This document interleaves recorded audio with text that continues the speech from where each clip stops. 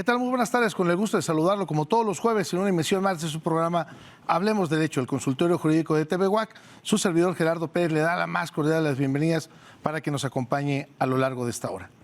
Todas las autoridades en el ámbito de sus competencias tienen la obligación de promover, respetar, proteger y garantizar los derechos humanos de conformidad con los principios de universalidad, interdependencia, indivisibilidad y progresividad. En consecuencia, el Estado deberá prevenir, investigar, sancionar y reparar todas las violaciones a derechos humanos en los términos que establezca la ley. La Defensoría de los Derechos Humanos en Querétaro es un organismo constitucional autónomo cuya creación encuentra su fundamento legal en el artículo 102, apartado B de la Constitución Política de los Estados Unidos Mexicanos, así como en el apartado A del artículo 33 de la Constitución Política del Estado de Querétaro y en la Ley de Derechos Humanos del Estado de Querétaro a partir del 3 de septiembre del 2015. El tema de esta tarde, la Defensoría de los Derechos Humanos en el Estado. Acompáñenos. Perspectiva, diálogo, interacción ciudadana.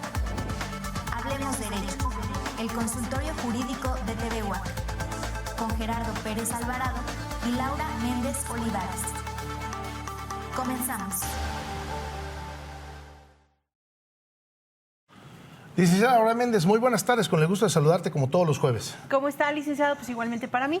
Es un placer saludarlo como cada semana y también dar la bienvenida a todas las personas que amablemente nos sintonizan desde sus casas, desde sus celulares, desde cualquier medio de comunicación por medio del cual la señal de TV UAC llegue a ustedes.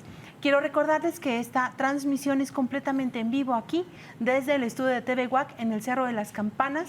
Y bueno, pues también aprovecho para recordarles que pueden seguirnos en la transmisión de TV UAC, en tvuac.mx, también en televisión abierta, es el canal 24.1, el 124 del sistema Megacable, el 24 de Axtel, el 14 de Easy, entre otros medios de televisión por paga. Además de que nos puede buscar en redes sociales, aparecemos en Facebook, en YouTube y en Spotify como Hablemos Derecho, el consultorio jurídico de TV UAC. Así, el nombre completo. Por estos medios lo invitamos a que nos siga, nos comparta el contenido y también vea nuevamente esta transmisión y las anteriores. Ahí están a su disposición.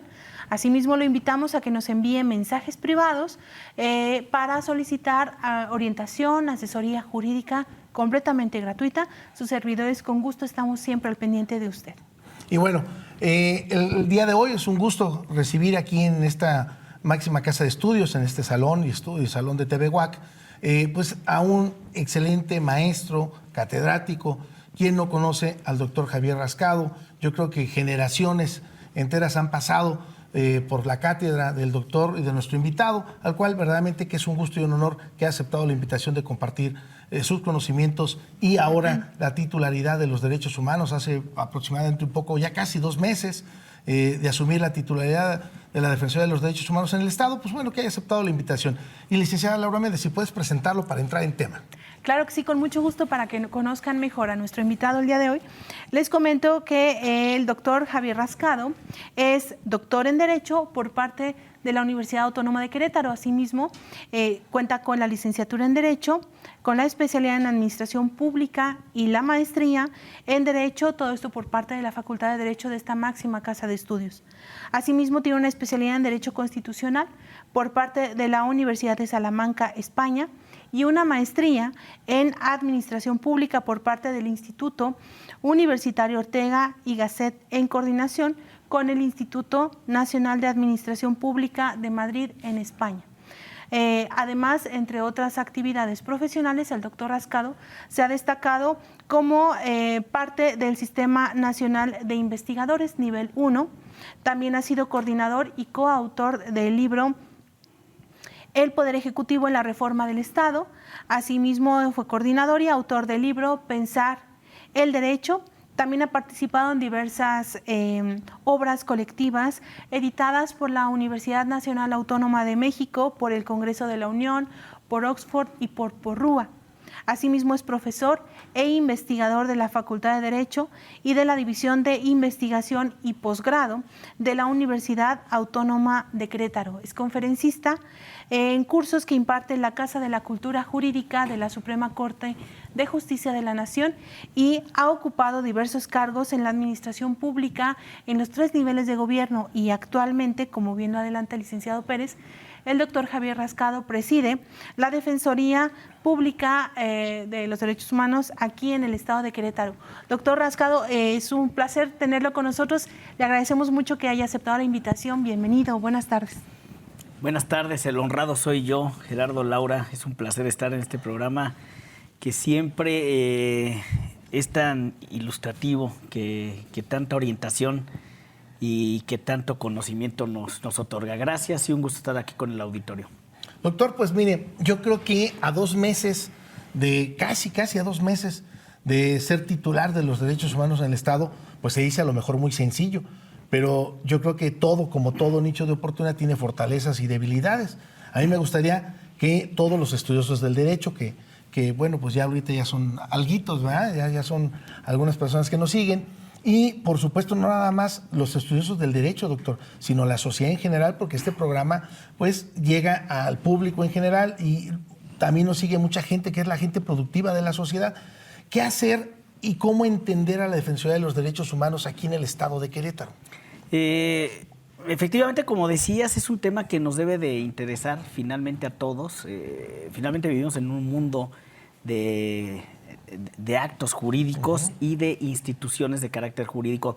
Pero cuando hablamos de derechos humanos, estamos hablando justamente de los derechos de absolutamente todas las personas. Y como tú lo mencionabas en la presentación, en términos de lo que dice el artículo 1 de la Constitución Federal, los derechos humanos nos pertenecen a todas las personas y se convierten en una obligación del Estado. Es decir, el Estado tiene que garantizarnos todos los derechos que se encuentran no solamente dentro de nuestra Constitución, en esto que se conoce como la parte dogmática, sino también en todos los tratados internacionales de los que México es parte. Pero ¿qué pasa cuando el Estado incumple? Bueno, cuando el Estado incumple, es decir, cuando hay una violación de los derechos de todas las personas, existe en términos del artículo 102 de la Constitución Federal un organismo autónomo que justamente está para promover, difundir, garantizar y defender los derechos humanos. En el ámbito federal tenemos a la CNDH y en el ámbito local, cada una de las entidades federativas, cada uno de los estados, tiene que crear este órgano autónomo. Pues bien, en Querétaro es la Defensoría de los Derechos Humanos como un órgano constitucionalmente autónomo. ¿Qué significa que sea un órgano constitucionalmente autónomo? Que no depende jerárquicamente de ningún otro poder, que no depende de ninguna otra instancia, que tiene una autonomía en la decisión de las resoluciones que emite y que tiene una autonomía para el ejercicio de su presupuesto. Pues justamente en la Defensoría de los Derechos Humanos de Querétaro tenemos como principal función la promoción, la difusión y la garantía de los derechos humanos. Para eso sirve una defensoría del pueblo o una defensoría de los derechos humanos. Ahí en ese punto, doctor, cualquier persona que en este momento nos escucha, creo yo que si no ejercemos, si no conocemos los derechos, ¿cómo lo exigimos? Si no conocemos pues el camino, si no conocemos verdaderamente todas las normativas, ¿cómo podemos exigir un derecho? Y claro, por supuesto, la ciudadanía podría decir, bueno, pero yo soy ingeniero, yo soy médico, yo no tengo, o mi expertise no es esa. ¿De qué manera coadyuva la Defensoría de los Derechos Humanos aquí en el Estado para pues que como ciudadanos nos podamos tener un respaldo en que no se violenten precisamente pues, nuestra garantía de seguridad jurídica, nuestra garantía de propiedad, nuestra garantía, por supuesto, de libertad, nuestra garantía de igualdad, ¿no? Entre otras más. Pero, ¿de qué manera coadyuva la Defensoría de los Derechos Humanos para garantizar estos derechos que a lo mejor como abogados en este foro lo podemos entender y estos derechos son inalienables, pero no toda la gente lo pudiera comprender, doctor? Entonces, pues ¿dónde está ubicada? ¿Qué hace? ¿Y cómo le hacemos para que estos derechos no se violenten? ¿Y de qué manera los previene la Defensoría a su cargo? Fíjate que es una pregunta sumamente interesante. Yo te diría, para comenzar, que tendríamos que decir que las funciones de la Defensoría se dividen en dos ejes sumamente importantes.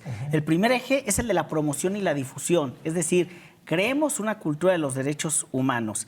Y la segunda función, sumamente importante, es justamente ya este mecanismo de protección, es decir, la orientación, un espacio de orientación y luego de acompañamiento y de, por medio de las recomendaciones, exigir la reparación a las personas que le hayan sido violadas sus derechos. Me voy a ir por cada uno de ellos porque creo que es sumamente importante.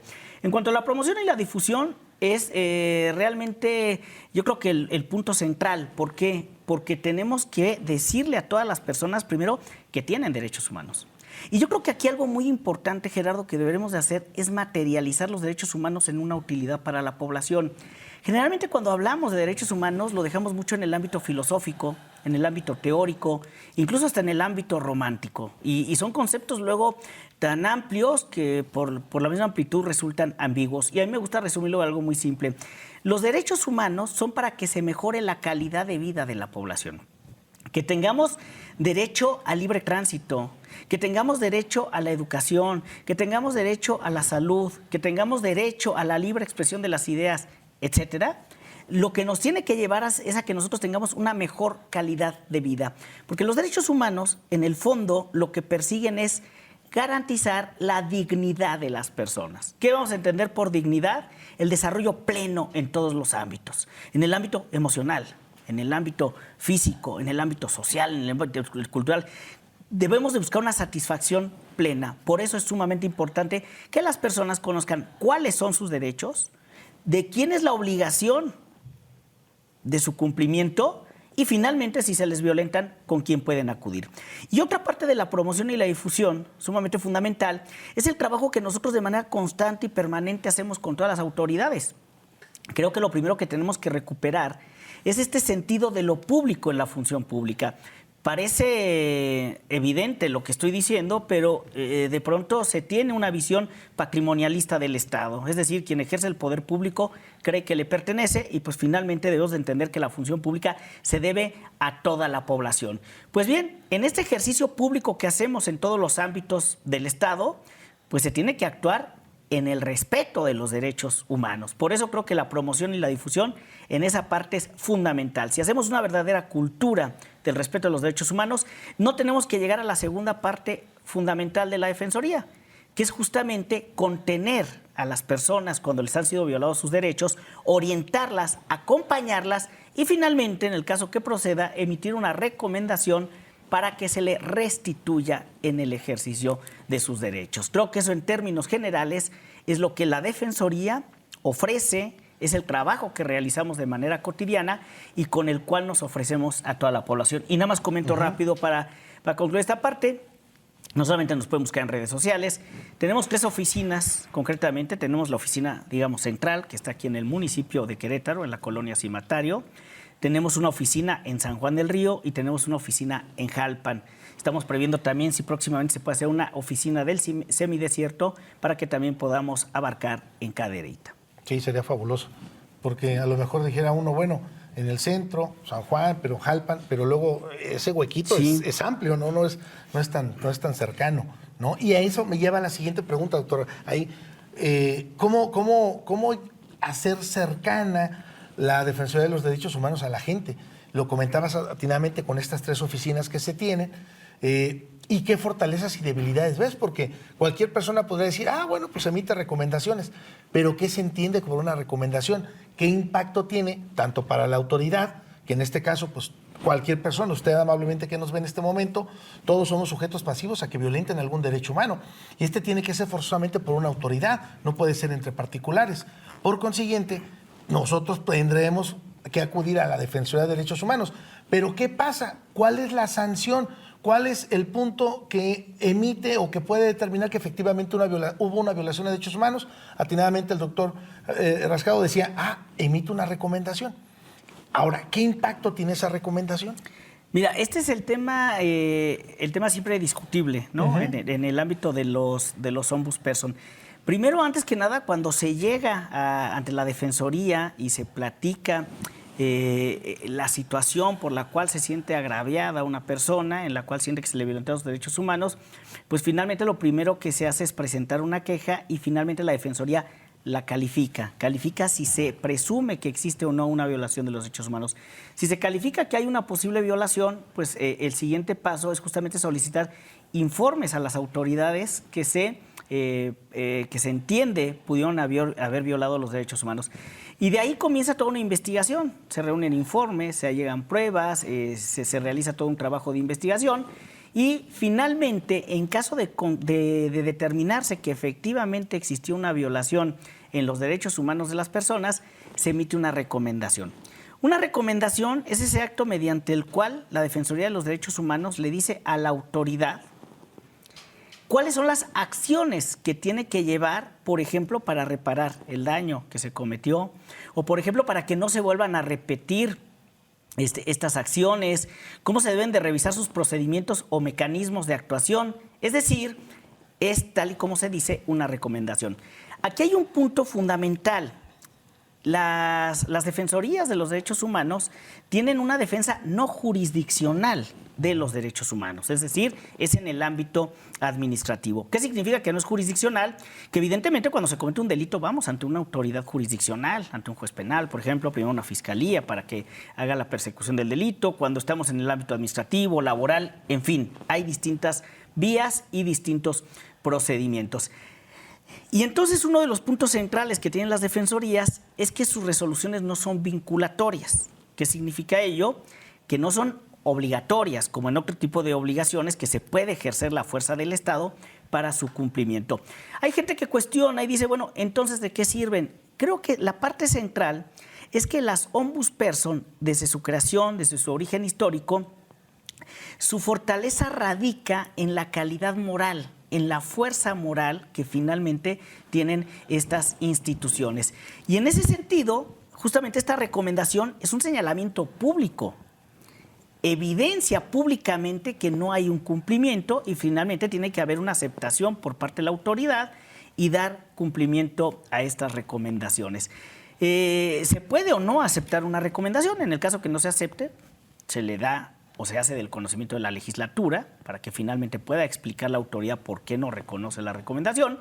Y cuando la acepta, que es las más de las veces, o es prácticamente la mayoría, pues finalmente la Defensoría da un seguimiento para ver que se cumplan con todas y cada una de las recomendaciones emitidas.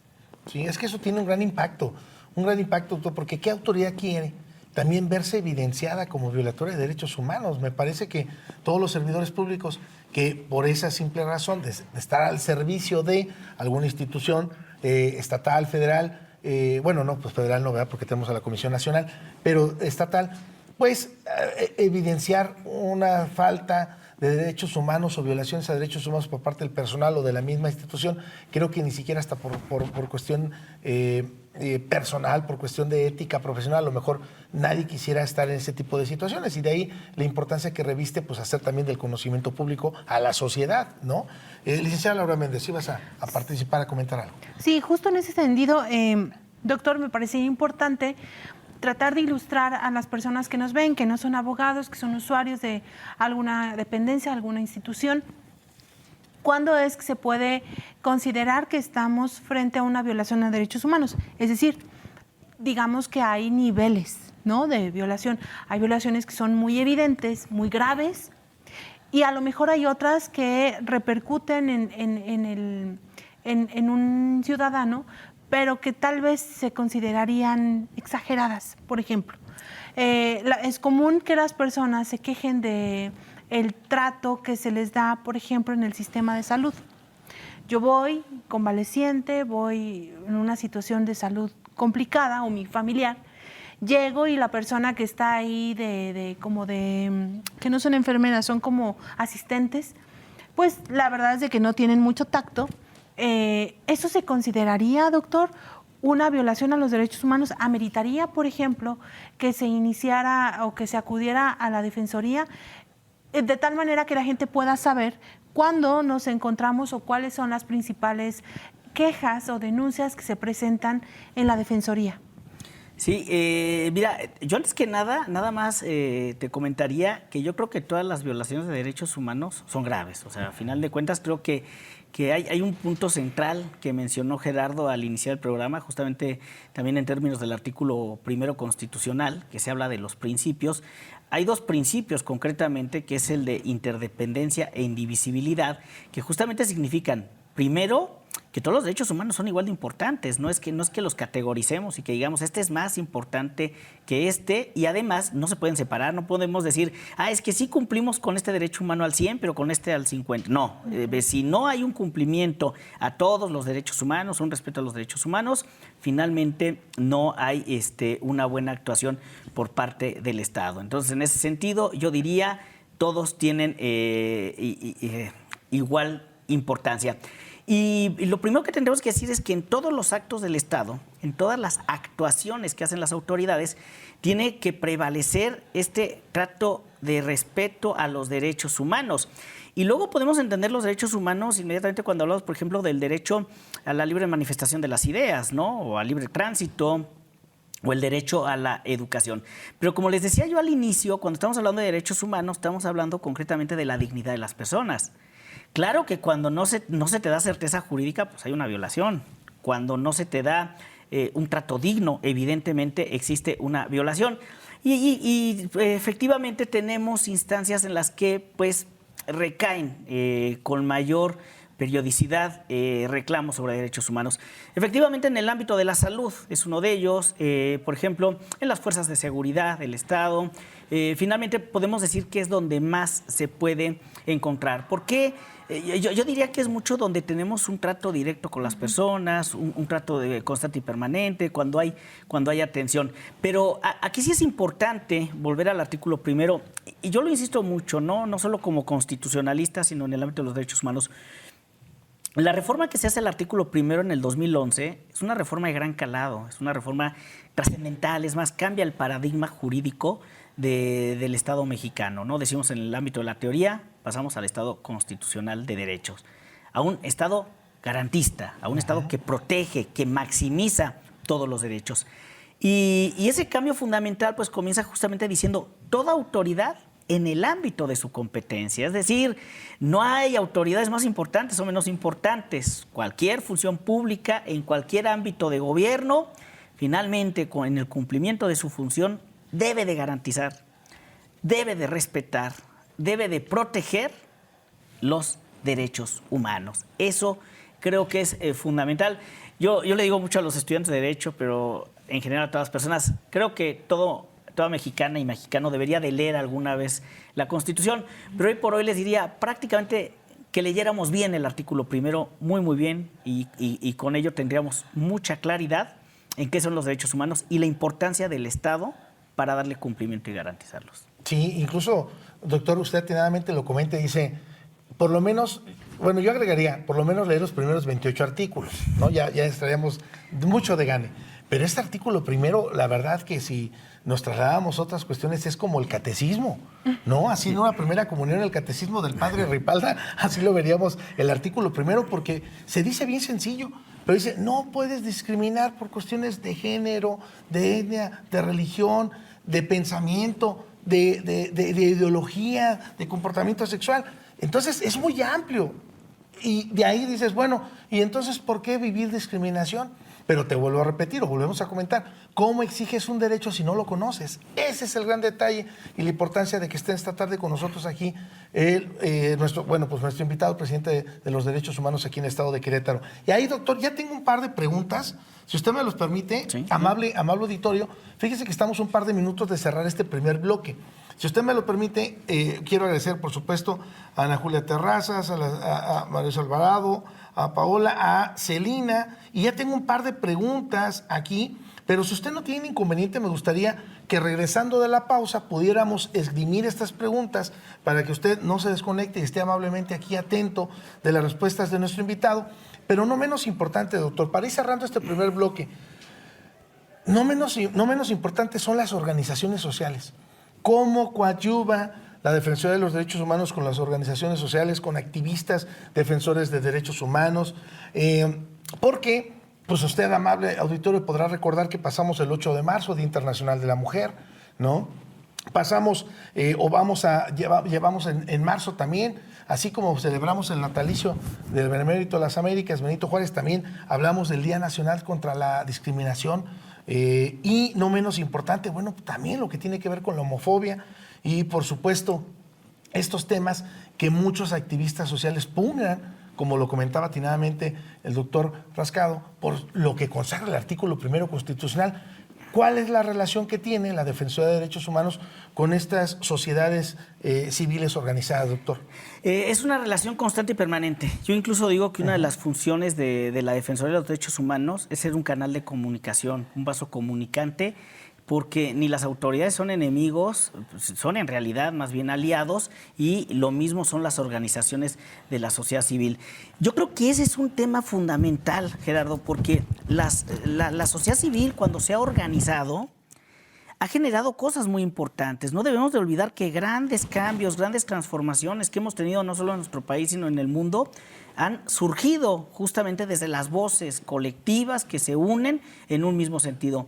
Y creo que otra de las partes fundamentales de la sociedad civil organizada es que se ha ido especializando en distintos temas, ¿no? Por ejemplo, tenemos a las colectivas y representantes de grupos feministas. Por ejemplo, tenemos colectivos en otras materias, ¿no? En la no discriminación.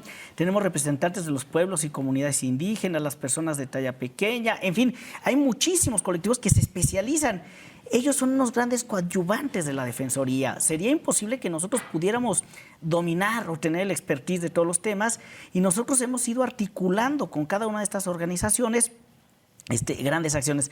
Yo en lo personal mantengo una relación constante y permanente. No hay prácticamente día que no me reúna con alguna organización de la sociedad civil y que estemos hablando de temas que son comunes, de temas que tienen un impacto finalmente para todas las personas, pero que también atendemos a sectores de manera determinada, y expertise, esta especialización, esa sensibilidad que tienen es sumamente importante. ¿Por qué? Porque luego estos grupos viven de cerca, entienden los problemas y realmente tienen constantemente la sensibilidad de poder saber qué es lo que se requiere y finalmente encontrar muchas veces cuál es el origen de los problemas que se generan. Sí, sin duda alguna.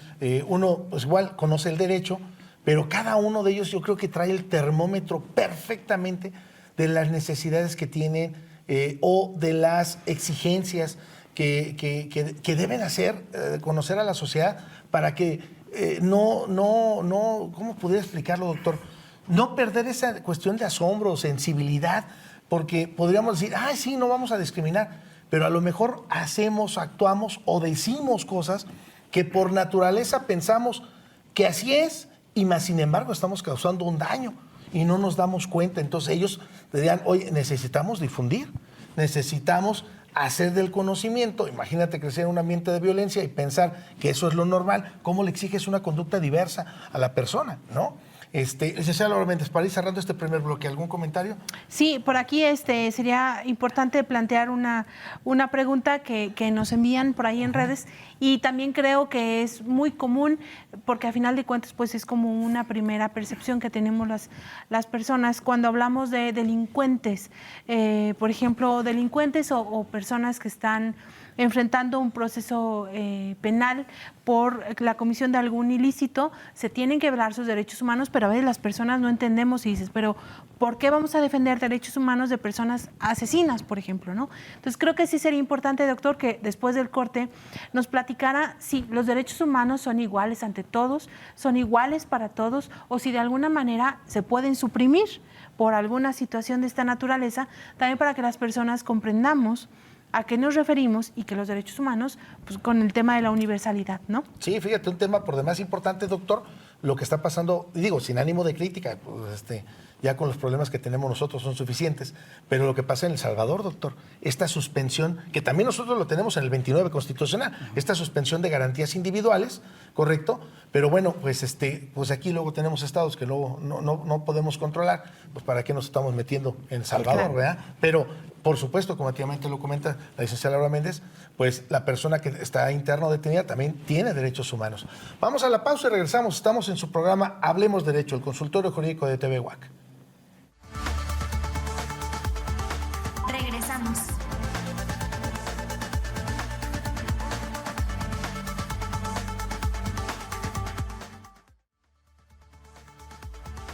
Continuamos.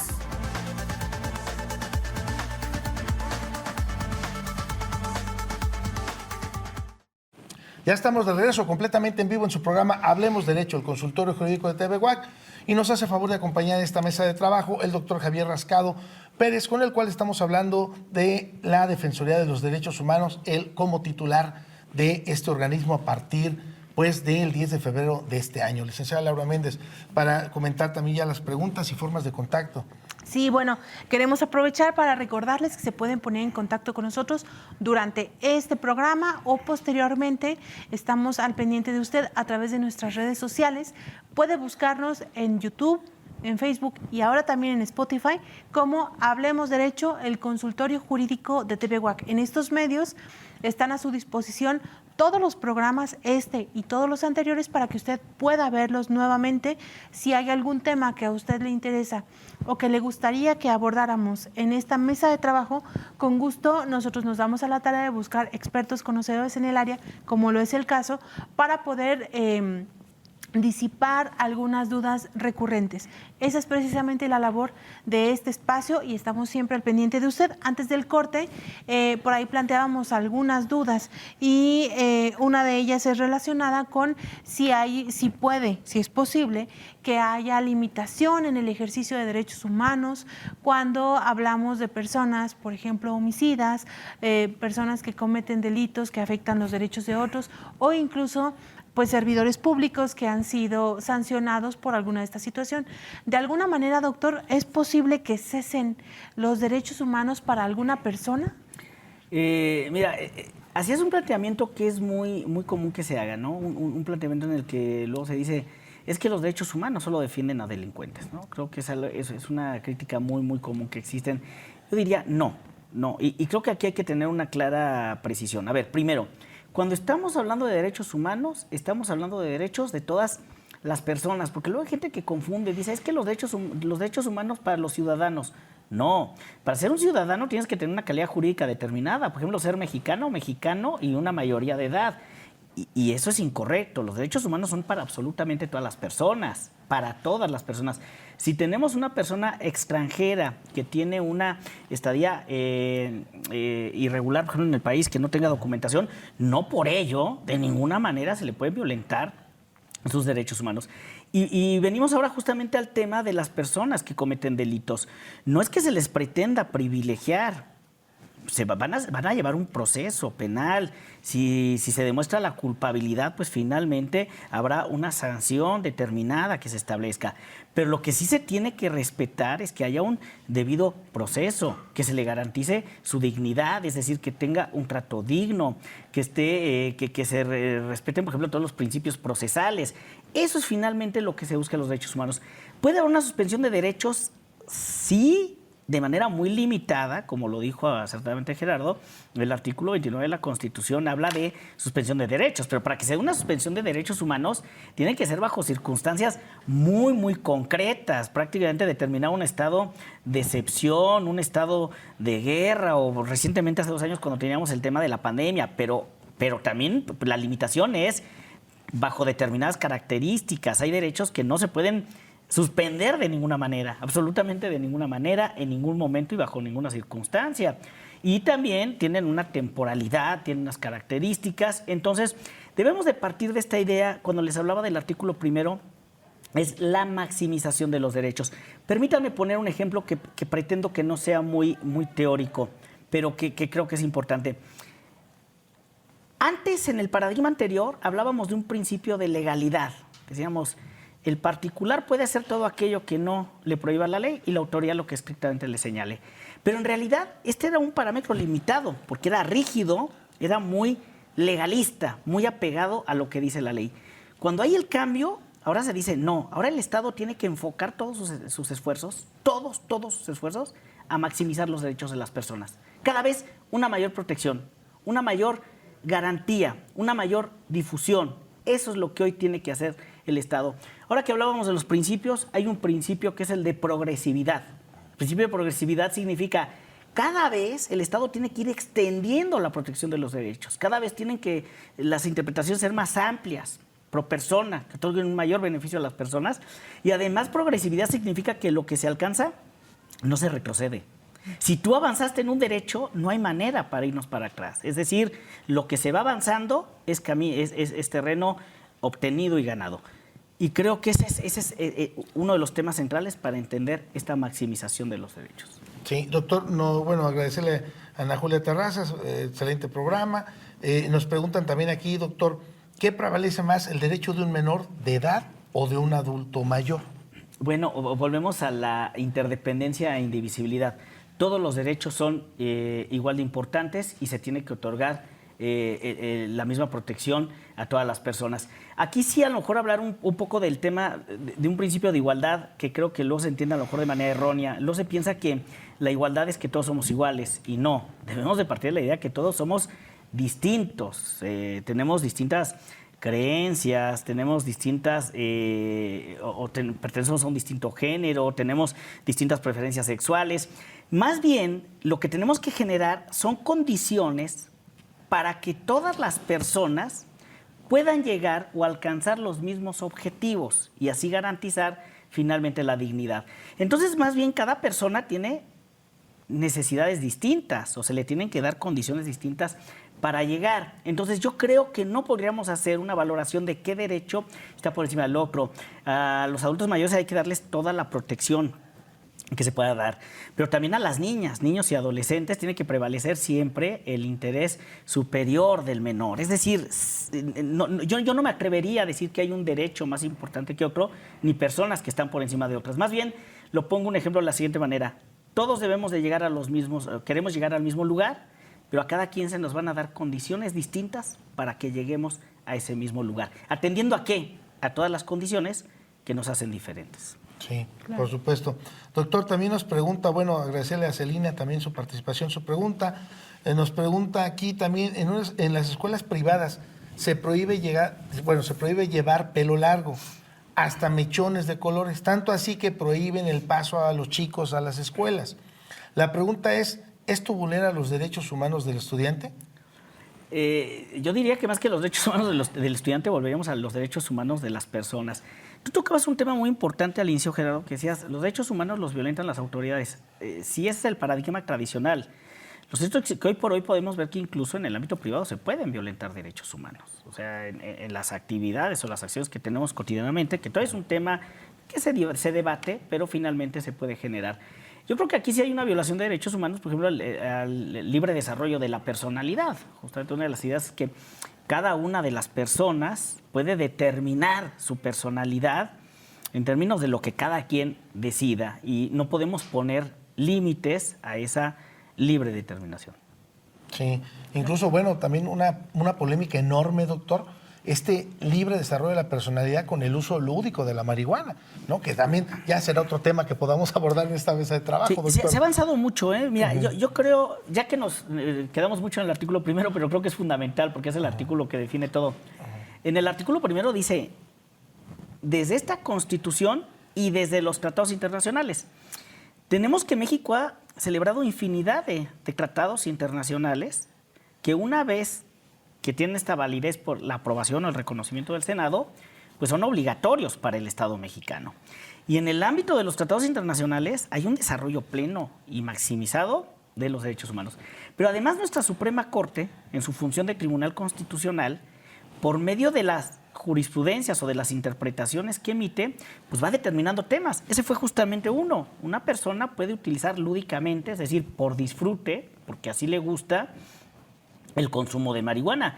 Y esos temas que va determinando la Corte como máximo tribunal de interpretación constitucional, pues se tienen que asumir en todo el orden jerárquico mexicano. Es decir, una vez que lo dijo la Corte, pues finalmente tendremos que adoptarlo en el ámbito de todas las instancias y autoridades del país.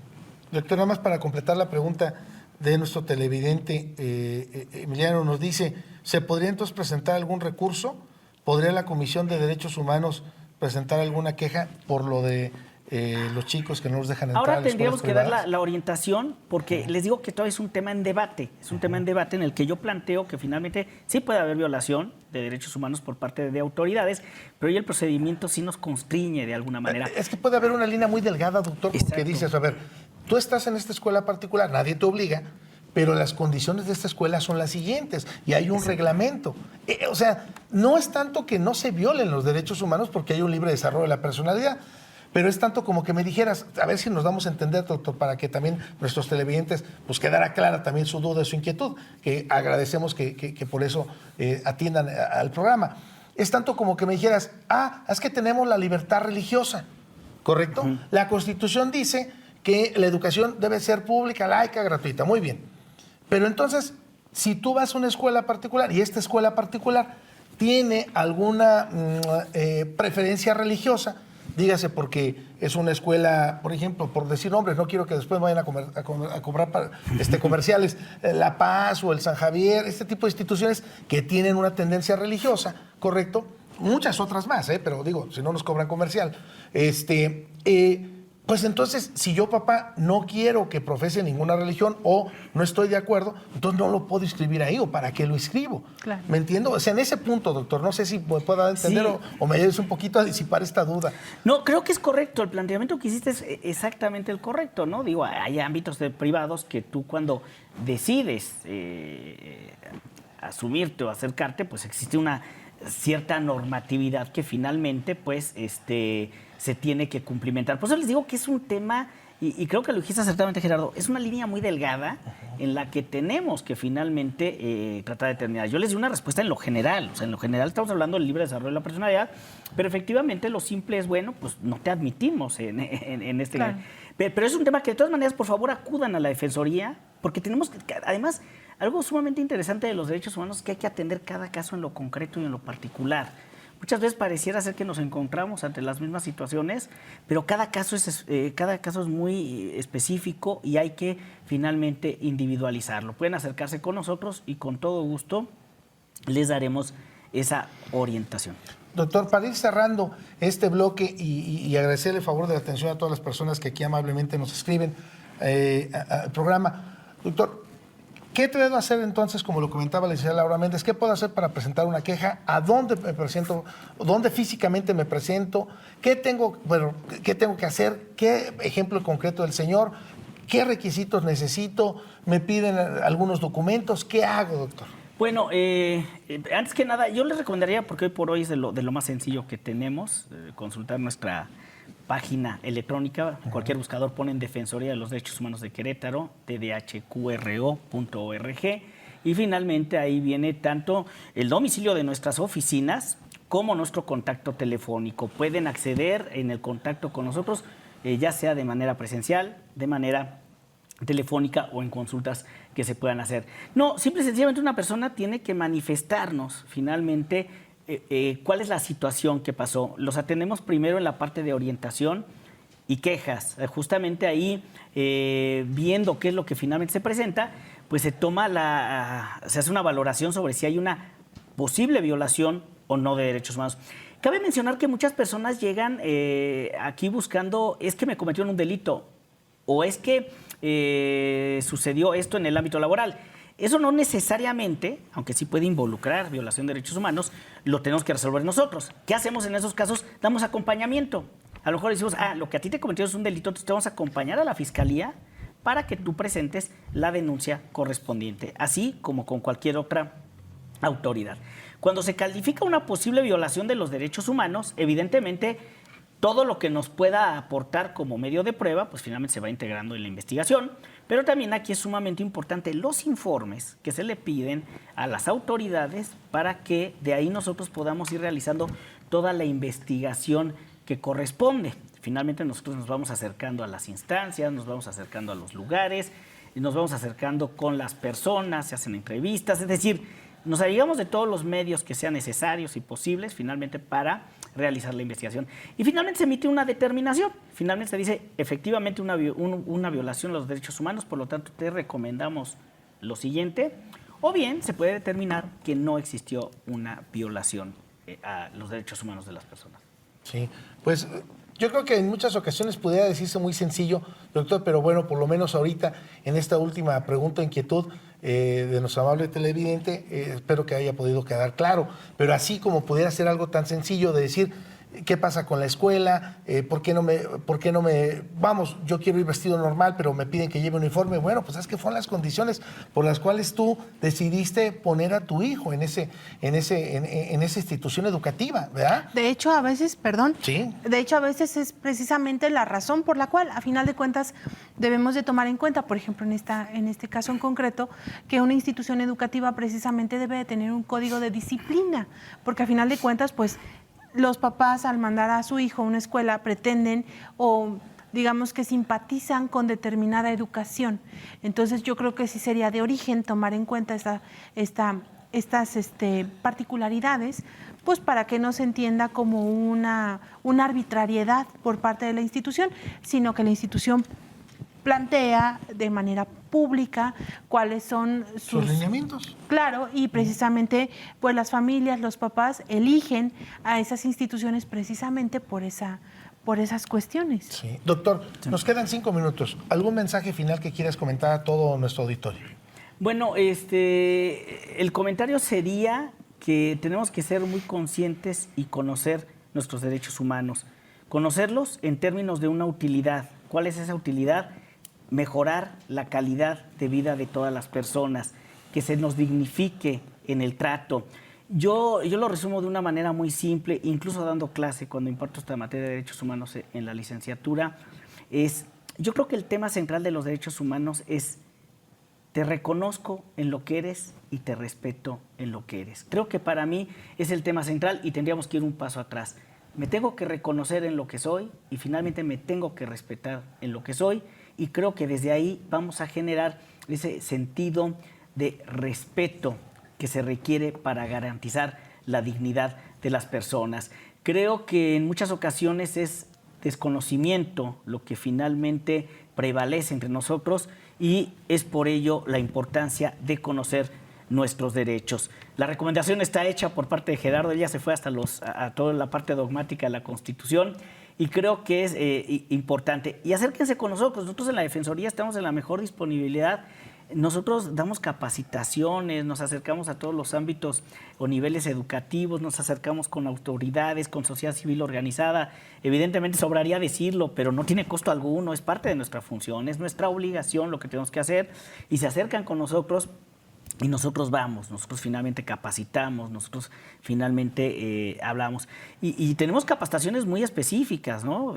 Conocimiento de los derechos humanos en general, pero luego también atendemos a grupos en concreto y en determinado para que se conozcan estos derechos y se ejerzan. Creo que desde ahí debemos de participar, desde esta corresponsabilidad de la sociedad. Sí, doctor, nada más rapidísimo para cerrar y en atención a todos nuestros televidentes, nos escribe aquí el señor Eugenio Maldonado.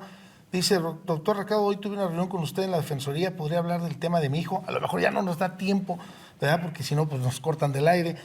Comentar algo de las obligaciones entre la Defensoría y la Comisión Estatal de Víctimas. Doctor, algo nada más muy somero para la atención. No podría revelar las cuestiones del asunto, concretamente. Eso se platica directamente con las personas involucradas, en este caso con la víctima indirecta. Y bueno, nosotros en la Defensoría siempre estamos atentos a que se dé el cumplimiento de todas las recomendaciones que se emiten y se da el acompañamiento a las víctimas directas o indirectas hasta que se culmine.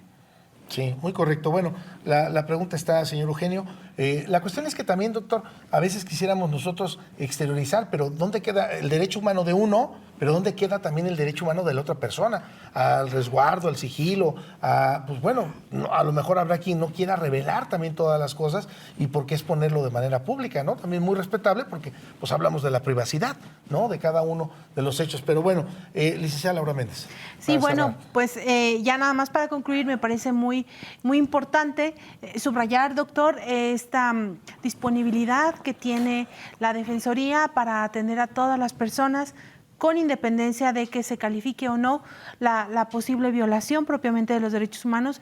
Me parece muy importante que la ciudadanía en general conozca que la Defensoría los puede acompañar, los puede orientar, los puede apoyar para resolver estas dudas, y si usted siente que hay una autoridad que no está actuando de una manera adecuada, creo que es una excelente opción que usted acuda a la Defensoría, ahí en la Colonia Cimatario, particularmente aquí en la ciudad de Querétaro, y bueno, pues también ahí en los medios electrónicos y telefónicos que pone a disposición el doctor Rascado. Le agradecemos mucho, doctor, los comentarios que nos hace, creo que son muy valiosos. También queremos agradecer muchísimo a las personas que nos ven en televisión, a las personas que a través de redes sociales se comunican con nosotros y que además pues nos tienen la confianza de ventilar algunas particularidades de sus situaciones legales. Muchas gracias a todos ustedes por compartirnos, por seguirnos ahí en redes sociales. Eso es precisamente lo que nutre este programa y que permite seguir apoyando a la ciudadanía en general, por supuesto a nuestro gremio, y pues seguir abordando otros temas, otras problemáticas jurídicas. También queremos agradecer, por último, a todo nuestro equipo que aquí detrás de cámaras nos apoya para que la producción de este programa sea posible cada semana. Muchísimas gracias a Denis Sánchez, a Viridiana Espinosa, Francisco Molgada, aquí detrás de cámaras, y por supuesto a nuestro productor Jaime Varela. Muchas gracias a todos. Muchas gracias, doctor, y espero que no sea la primera ni la última vez que nos acompañes en esta casa, que también pues, es una extensión de tu casa, tú como docente de esta máxima casa de estudios, y que podamos compartir con todos ustedes todo lo que tiene que ver con los derechos humanos. Espero que no sea la primera ni la última vez, doctor. No, seguro. Gerardo, Laura, un placer estar con ustedes. Además, ya los conozco desde hace mucho tiempo. Me siento muy cómodo, efectivamente, me siento en casa, y las veces que nos inviten, por supuesto que aquí estaremos atendiendo esa invitación. Bueno, pues recuerda que tenemos una cita, usted y nosotros, el próximo jueves. No es cierto, ya no. Estamos en vacaciones de Semana Santa, correcto, pero nos vemos regresando de vacaciones. No sé si merecidas, pero sí las necesitamos, la verdad. Vámonos y nos revemos hasta pues, el próximo jueves. Gracias, hasta luego, bye. Gracias por acompañarnos. Los esperamos en la siguiente emisión de Hablemos Derecho, el consultorio jurídico de TV WAC.